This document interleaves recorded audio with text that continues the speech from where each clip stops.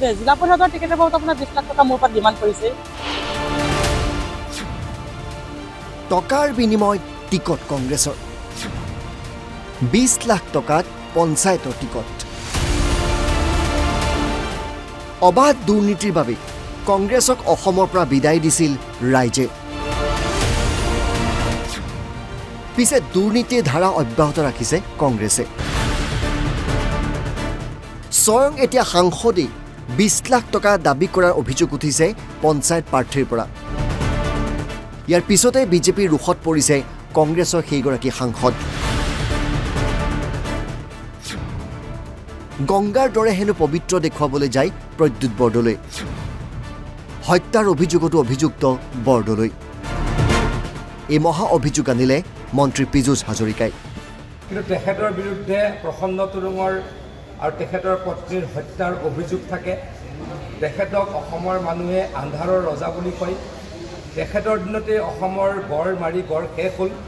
সেই ব্যক্তিগৰাকীয়ে কিন্তু নিজে ভাবে তেখেতকৈ ক্লিন ব্যক্তি অসমত কোনো নাই। মই আকৌ কৈছোঁ, তেখেতে নিজকে গংগাৰ পানীৰ দৰে পবিত্ৰ বুলি ভাবে। সেই ব্যক্তিগৰাকীৰ বিৰুদ্ধে এগৰাকী ৰজলিন ফাৰুকী বুলি যুৱতীয়ে 20 লাখ টকা নিজে ডিমাণ্ড কৰা বুলি কালি সংবাদ মাধ্যমৰ আগত স্পষ্টকৈ কৈছে। আৰু যুৱতীগৰাকীয়ে কৈছে যে নিজে ফোন কৰি কৈছে, ফোন ৰেকৰ্ডো আছে বুলি কৈছে। গতিকে প্ৰদ্যুৎ বৰদলৈ আকৌ কৈছোঁ, তেখেতে সকলোতকৈ ক্লিনেষ্ট বুলি ভাবে, সকলোতকৈ ছফিষ্টিকেটেড বুলি ভাবে। ইংলিছ স্পিকিং প্ৰদ্যুৎ বৰদলৈ ডাঙৰীয়াই এনেকুৱা কাম কৰিব বুলি মানুহে হয়তো অলপ নাভাবিও। কিন্তু কংগ্ৰেছ দলৰ এইটো হৈছে চৰিত্ৰ। টিকট দি কংগ্ৰেছ দলে পইচা গোটোৱাটো কংগ্ৰেছ দলৰ আগৰ পৰা চৰিত্ৰ। অকল লাহৰীঘাটৰ পৰাই খবৰ অহা নাই, ধুবুৰীৰ পৰাও আহিছে, গোৱালপাৰাৰ পৰা আহিছে, প্ৰত্যেকখন জিলাৰ পৰাই, বিশেষকৈ য'ত সংখ্যালঘু বসতিপ্ৰধান অঞ্চলত ইলেকশ্যন হৈছে তাৰ পৰাই এই অভিযোগটো দিনে ৰাতিয়ে আমি পৰহিৰ পৰা টিভিত দেখি আছোঁ। সংখ্যালঘু ৰাইজক তেওঁলোকে এইদৰে প্ৰতাৰণাও কৰে। সাংসদ প্ৰদ্যুৎ বৰদলৈক পোনপটীয়া আক্ৰমণৰ লক্ষ্য কৰি লয় পীযুষ হাজৰিকাই। প্ৰদ্যুৎ বৰদলৈ ক্লিন ইমেজৰ চোলাটোত এতিয়া চেকা লাগিলে। 20 লাখ টকা খৰচ কৰি যদি কোনোবাই টিকট লয়, 30 লাখ টকা খৰচ কৰি যদি কোনোবাই টিকট লয়, মানুহজনে সেই 30 লাখ টকা উলিয়াব লাগিব। কেনেকৈ উলিয়াব? অন্যায় কৰি উলিয়াব, দুৰ্নীতি কৰি উলিয়াব। মানে কংগ্ৰেছ দলে টিকট দিয়া দিনাখনেই তেখেতলোকৰ প্ৰাৰ্থীসকলক দুৰ্নীতিত নিমজ্জিত হোৱাৰ লাইচেঞ্চ দি দিছে। গতিকে ইয়াক ধিক্কাৰ দিছোঁ। প্ৰদ্যুৎ বৰদলৈ ডাঙৰীয়া, আপুনি বহুত ডাঙৰ ডাঙৰ কথা কয়, আপুনি কাম নকৰা ব্যক্তি বুলি সকলোৱে জানে, কিন্তু আপুনি ক্লিনেষ্ট ব্যক্তিৰ যি আপোনাৰ এটা চোলা পিন্ধি আছিলে, সেইটোৰ চোলাটোৰ মুখখন খোল খালে। গতিকে আপুনি প্ৰতিক্ৰিয়া দিব বুলি মই আহ্বান কৰোঁ। ধুবুৰীত, গোৱালপাৰাত, বৰাকত মুঠৰ ওপৰত হ'ব লাগিব যে সেইটো মুছলিম ডমিনেটেড চিট হ'ব লাগিব। পইচা খোৱাৰ ক্ৰাইটেৰিয়াটো হ'ব লাগিব মুছলিম ডমিনেটেড চিট। কাৰণ তাতে তেওঁলোকে ভাবে যে টিকটটো দিলে জিকিব। টিকট কিয় দিব? পইচা দিলেহে টিকট দিব, টকা দিলেহে টিকট দিব। কংগ্ৰেছৰ এইটো সদায় অভিযোগ হৈ আছে। আপোনালোকে কেইদিনমানৰ আগত দেখিছে ডিষ্ট্ৰিক্ট সভাপতি দিয়াৰ কাৰণে টকা লৈছে, ব্লক সভাপতি দিয়াৰ কাৰণে টকা লৈছে। কংগ্ৰেছে MLA ইলেকশ্যনতো যোৱাবাৰ টকা লোৱাৰ অভিযোগ আছে, এইবাৰো ল'ব।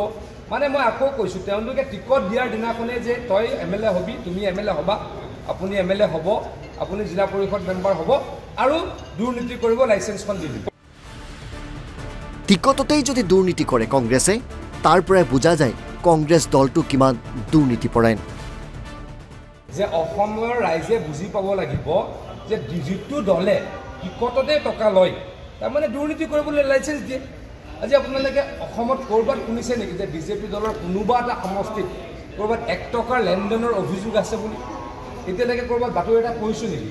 হ'বই নোৱাৰে। বিজেপি দলৰ আদৰ্শত, বিজেপি দলৰ মতাদৰ্শত এইবিলাক কথা নাই। বিজেপি দলৰ শাসনত কি হয়, ৰাইজৰ কাৰণে কাম কৰাৰ কথা হয়।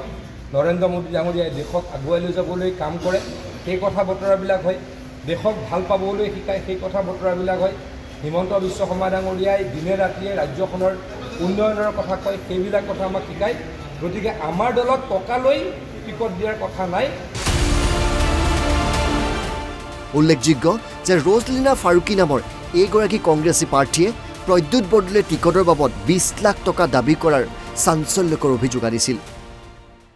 আমাৰ কংগ্ৰেছ দলৰ প্ৰদ্যুৎ বৰদলৈ MP আৰু আপোনাৰ ৰমেশ বৰদলৈ, ভূপেন বৰা তেখেতসকলে কংগ্ৰেছৰ কৰ্মী, নিষ্ঠাবান কৰ্মীসকলক দাম নিদিয়ে আৰু তেখেতে ক'লে পইচাৰ বিনিময়ত মোৰ পৰা এমপিয়ে মোৰ মোবাইলত ফোন কৰিছে তেখেতে মোৰ পৰা 20 লাখ টকা ডিমাণ্ড কৰিছে 20 লাখ টকা দিলে তেখেতে মোক টিকেট দিব আমাৰ মাইনৰিটি মানুহ মুছলিম মানুহখিনিয়ে কংগ্ৰেছ কৰি আছে বাকি দলত কংগ্ৰেছ নাই কাৰণ কংগ্ৰেছত নিষ্ঠাবান কৰ্মীৰ দামেই নাই হয় তো কংগ্ৰেছৰ টিকেট মানেই আপোনাৰ 20 লাখ জিলা পৰিষদৰ টিকেটৰ বহুত আপোনাৰ 20 লাখ টকা মোৰ পৰা ডিমাণ্ড কৰিছে গতিকে হয় নিজে ফোন কৰিছে মোৰ লগত আজি কিমান তাৰিখ মই দেখাই দিব পাৰিম মোৰ আপোনাৰ এভিডেন্স হিচাপে বিচাৰিলে তেখেতে নিজে ফোন কৰিছে মোক সুধিছে মই কিছু প্ৰতিদ্বন্দ্বিতা কৰিম